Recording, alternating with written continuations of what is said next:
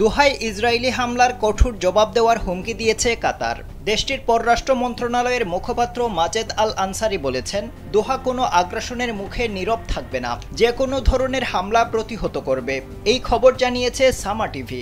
মাজেদ আল আনসারি স্পষ্ট করে বলেছেন, কাতার অবশ্যই সার্বভৌমত্বে আঘাতের জবাব দেবে, কারণ বিষয়টি অত্যন্ত গুরুতর। তিনি আরও বলেন, দোহার আকাশে হামলার জবাব দিয়ে কাতার ইসরায়েলের দীর্ঘমেয়াদী অরুচি বা দায়বদ্ধতার অভাব শেষ করতে চায়। গেল ৯ সেপ্টেম্বর ইসরায়েল দোহার একটি আবাসিক ভবনে বিমান হামলা চালায়।